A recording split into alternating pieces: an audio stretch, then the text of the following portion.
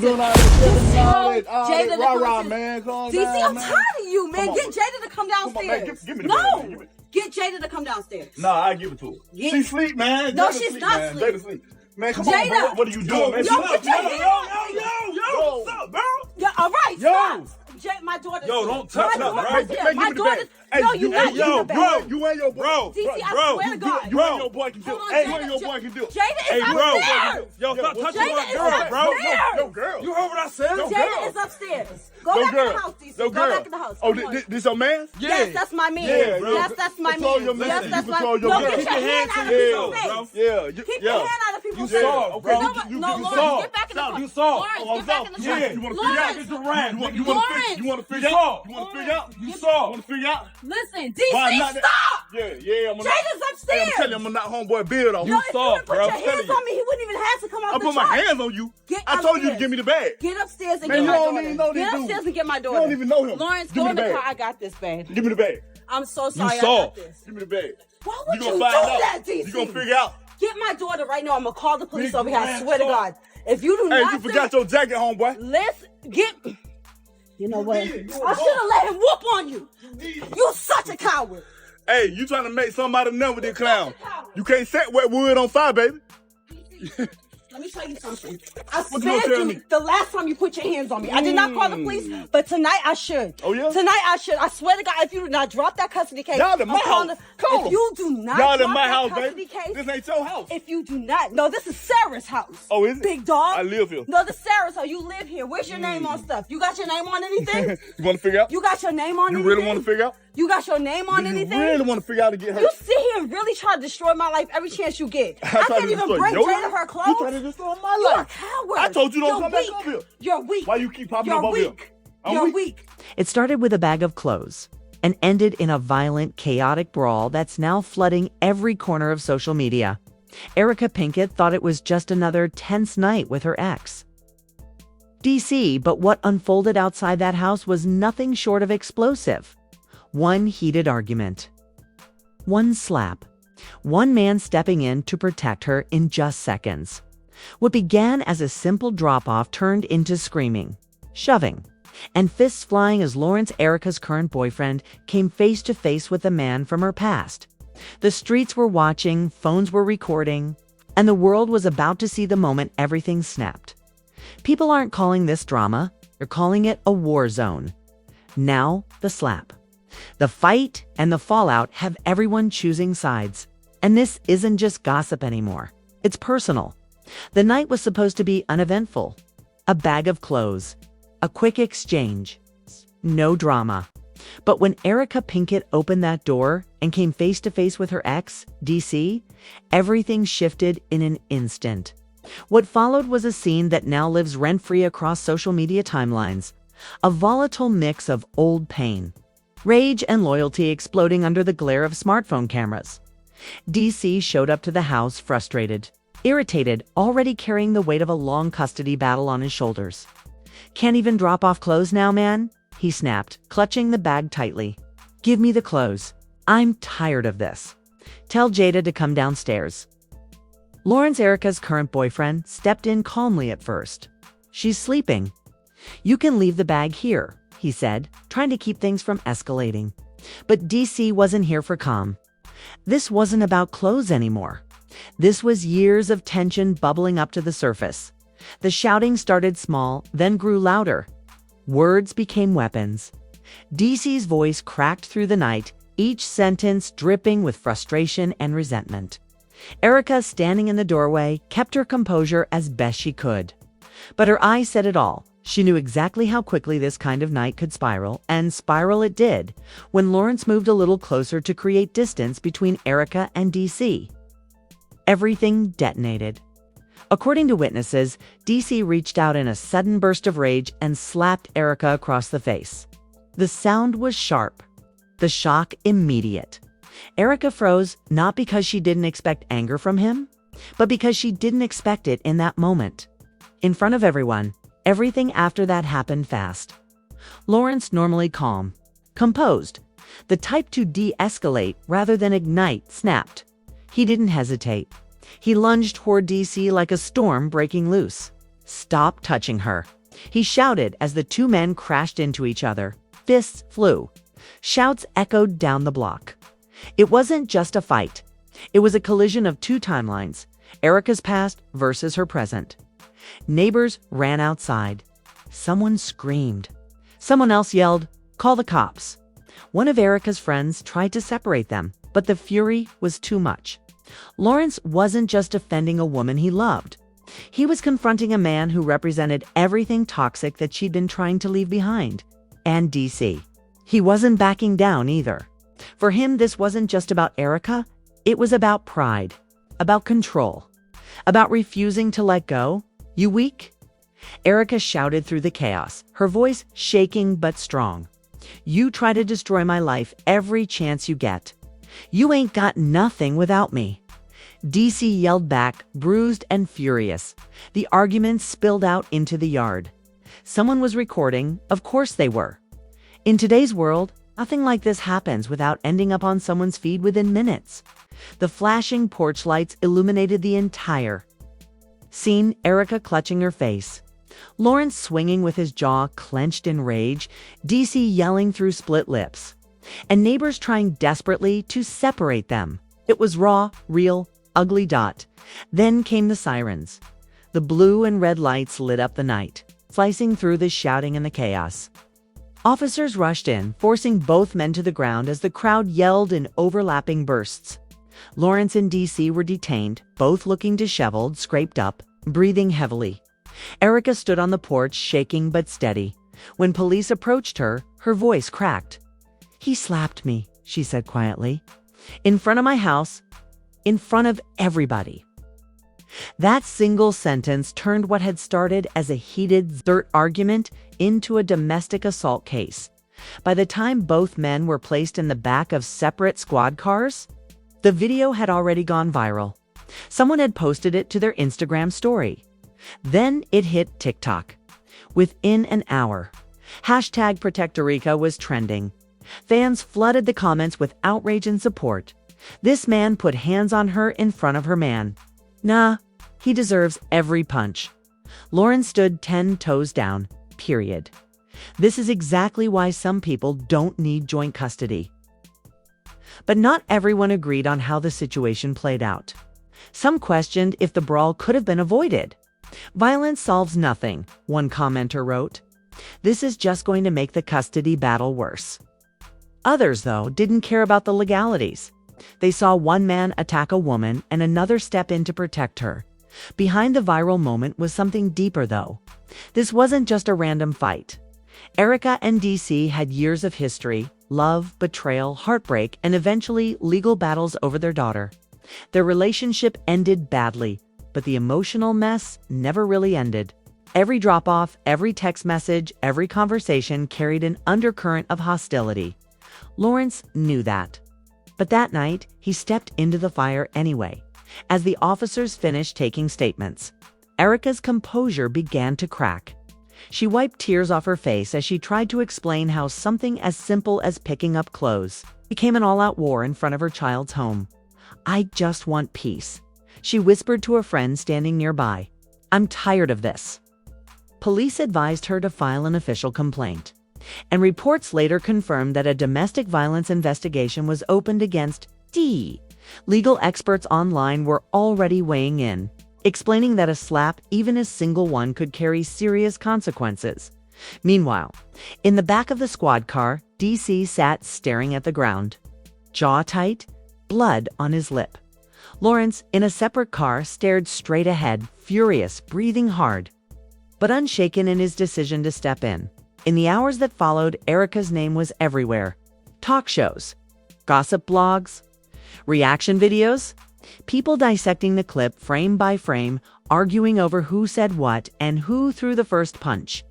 But what no one could deny was the look on her face in that moment. The shock, the betrayal, the exhaustion. Because this wasn't just drama. This was real life. And for Erica Pinkett, it was a line crossed that can't be uncrossed. The hours after the altercation were a blur of flashing lights, loud sirens, crying voices, and the quiet click of police pens on paperwork. Erica Pinkett sat on the front steps of the house wrapped in a thin blanket one of the neighbors had given her, still shaking. The imprint of DC's slap still burned on her cheek, not just physically but emotionally. Everything about that night was supposed to be routine. A simple drop-off, a few words exchanged. But the reality was that nothing involving DC had been simple for a long time. He just can't let go, Kay whispered to one of the officers as she gave her statement. Her voice cracked between words, but she forced herself to stay strong. Every time he shows up, it turns into this. Every time. The officers nodded, already familiar with the complicated nature of domestic incidents. They'd seen it too many times. Heated history. Children in the middle. And two men clashing over one woman they both had a claim to, one from love, one from loyalty. Lawrence sat handcuffed in the back of the squad car, his breathing finally steadying.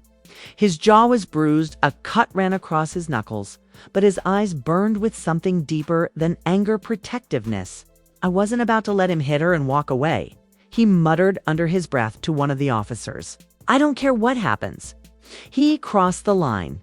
Across the street, DC sat in another car, face swollen, lips split, his hoodie torn at the collar. He wasn't yelling anymore. He wasn't talking at all. It was the silence that felt the loudest. But what no one saw on those viral clips was the deeper storm that had been brewing between Erica and DC long before Lawrence ever entered the picture. Their breakup wasn't clean. It wasn't mutual. It was war. After years of ups and downs, mistrust, and a volatile relationship, things finally broke apart for good when their daughter became the center of a bitter custody dispute. Court hearings, heated texts, voicemails that sounded like battle cries, and every drop-off became another landmine waiting to explode. For DC, seeing Erica move on with another man only sharpened the edge. For Erica, his refusal to respect boundaries only pushed her further away. But that night, that slap, that was a line crossed too far. After taking statements, the police issued a temporary no-contact order against DC pending further investigation. They advised Erica to seek a restraining order immediately. The officers then separated everyone Lawrence released after initial questioning. DC taken into custody for possible assault as the last of the flashing lights faded down the street. Erica walked inside to a house that felt less like a home and more like a battleground. She closed the door behind her and slid down to the floor, hands over her face. I'm so tired, she whispered to herself. I'm so tired, she whispered to herself.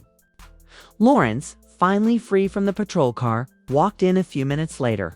His shirt was torn at the sleeve, but he knelt beside her, quiet, steady. You don't ever have to face him alone again, he said. Erica didn't respond. She didn't have to. The look in her eyes said everything. She was done being caught in the middle of a war she didn't start. By the next morning, the internet was already ablaze. The video of the altercation had spread like wildfire. Different angles, different captions. A storm of opinions. One viral tweet read, "If my man doesn't step in like Lawrence did, I don't want him." Another said, "It's wild how something as simple as a custody handoff can turn into this kind of chaos. That man is dangerous." But not everyone agreed. Some users pointed out how quickly things escalated, saying Lawrence could have stepped back and called the police instead of swinging. Others focused on DC's slap, calling for immediate charges and demanding accountability. Meanwhile, Erica's phone buzzed nonstop. Messages poured in from friends, family, fans, and even strangers offering support, legal advice, and resources. But it wasn't just sympathy flooding in. Whispers of exclusive interviews, tell-all offers, and tabloid deals started hitting her inbox too. Everyone wanted a piece of the story. But Erica wasn't thinking about fame. She was thinking about her daughter, because behind the headlines, behind the trending hashtags, a little girl was caught between two worlds. She didn't see the slap, but she felt the tension every time her parents spoke. She was growing up with the weight of their history pressed against her shoulders. And that was what broke Erica's heart the most. She's not going to grow up thinking this is normal, Erica said during a late-night call to a close friend. Not on my watch. She spent the next few hours with her legal team, exploring her options, restraining orders, modifying custody agreements, filing formal charges. Everything felt overwhelming, but the slap had forced her hand. This time, there would be no ignoring it. Meanwhile, DC's world was crumbling in real time. Once the clip hit major gossip blogs, his reputation took a nosedive. People were tagging brands he was affiliated with, demanding they cut ties. Screenshots of past arguments between him and Erica started resurfacing. And the narrative began to shift from a fight between two men to a man who crossed the line with a woman. One gossip page wrote, "This isn't drama. This is a pattern. And patterns have consequences." While the legal wheels started turning, Erica received something she hadn't felt in a long time: public support. Fans rallied around her, sharing stories of their own experiences, posting resources for domestic violence support, and calling for stronger protections. Lawrence, on the other hand, found himself being painted as the hero boyfriend in countless posts. Clips of him lunging to defend Erica became soundtracked TikToks, memes, and edits. But Lawrence didn't see himself as a hero. "I just did what anyone should have done," he told one of Erica's friends quietly. But this wasn't the end. That night wasn't just a fight. It was a spark. And what it set in motion would change the dynamic between Erica, Lawrence, and DC permanently. Behind the scenes, legal teams were already preparing for what came next. DC's lawyer was pushing for bail, but public sentiment wasn't on his side. Erica's attorney filed an emergency hearing to modify the custody agreement to include supervised visits only. And Lawrence, he stood quietly at her side. Knowing the storm was far from over, in a late-night Instagram story, Erica finally spoke to the public. What happened was unacceptable. No woman deserves to be hit. No man should think he has the right. This isn't about drama or gossip. This is my life. And I'm not letting anyone hurt me again. The video racked up hundreds of thousands of views in just hours. Influencers reposted it. Survivors shared their stories. And for once, Erica's narrative wasn't being twisted by tabloids. It was coming straight from her. The slap was no longer just a moment. It was a movement. The third day after the slap, everything felt different. The air around Erica Pinkett's house wasn't quiet anymore. It buzzed like an open wound that hadn't even begun to heal. What happened outside her door wasn't just a messy personal situation anymore. It had become a full-blown public spectacle. Neighbors were still talking. The local blogs were dissecting every second of the video. And Erica couldn't even step outside without someone asking, "Are you okay?" The video had officially gone viral on every major platform. Millions of views. Hundreds of thousands of comments. Entire podcasts were now breaking down her love life, like it was a scripted TV series. But this wasn't scripted. This was real pain, real betrayal, and real consequences. Lawrence had barely left her side since the incident. He was bruised, the knuckles on his right hand still swollen from the fight, but his presence was steady. He didn't need to speak much. Just being there was enough. He wasn't trying to be the star of a viral moment. He was trying to keep the woman he loved from collapsing under the weight of it all. Erica, however, wasn't just dealing with the aftermath in public. Behind closed doors, she was sitting across from lawyers, victim advocates, and family members, piecing together her next move like a woman preparing for war. The slap was the spark, but the history behind it? That was the bomb. The custody case between Erica and DC had already been tense for months. Now, after the assault, her legal team moved fast. Emergency filings were made. Restraining orders were drafted. Judges were being contacted. DC was facing a legal situation that was far bigger than a public embarrassment. Assault charges were on the table, and if they stuck, it could change everything about his parental rights. Meanwhile, DC was scrambling. His phone was blowing up with messages, some from friends, some from lawyers, many from strangers flooding his DMs with hate. His once carefully crafted public image was crumbling faster than he could catch it. He tried to tell his side to anyone who would listen, saying things like, "It got out of hand, and I didn't mean to hit her." But the thing about the internet is, once people see that kind of video, no amount of excuses can erase the moment. On a late-night live stream, an influencer with over 2 million followers said it best. You can't accidentally slap someone in the face in front of their house while yelling at them. That's not a slip-up. That's a choice. The public's anger wasn't cooling down. It was growing. Fans of Erika started using the hashtag #StandWithErika, turning what could have been just another gossip cycle into a movement of support. Survivors of domestic violence started sharing their own experiences, using her story as a rallying point. For Erika, this meant something bigger than her own pain. During a late-night conversation with a close friend, she whispered, "I've spent years letting him control the narrative. Not anymore." The next morning, she met with her attorney and signed the paperwork for a formal restraining order. She also began working with a domestic violence advocate, who explained every step of what the legal process would look like. Hearings, evidence, statements. It was overwhelming. But this time, she wasn't walking into that fight alone. Lawrance was in the background through it all, not trying to take over the spotlight, just holding her steady. When she was too tired to answer calls, he did it for her. When the anxiety hit late at night, he was the one who sat beside her in silence. And when her daughter asked in a small, scared voice why mommy was sad, he held the little girl close and said, "Because grown-ups make mistakes.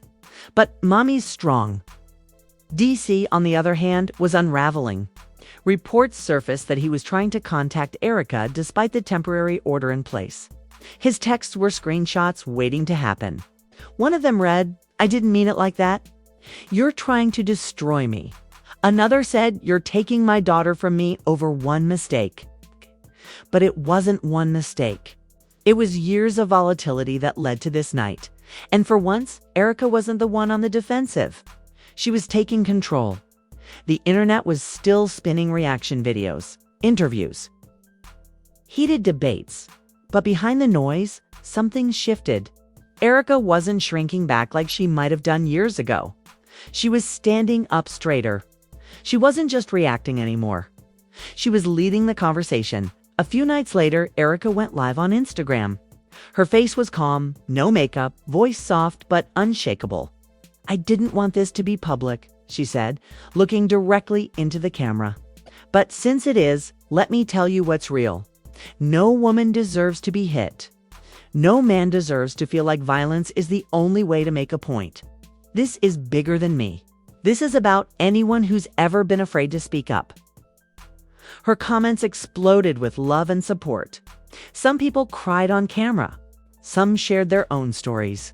It wasn't just about her anymore. She had become a voice for something raw and real.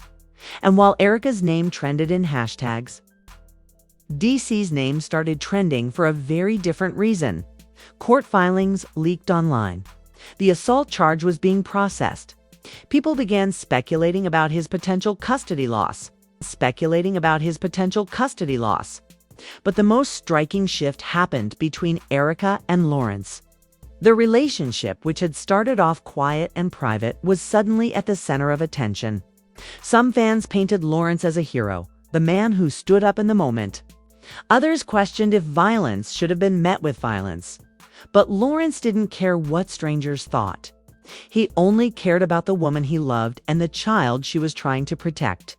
He didn't see himself as a hero, just a man who wouldn't stand by while someone he cared about was hurt.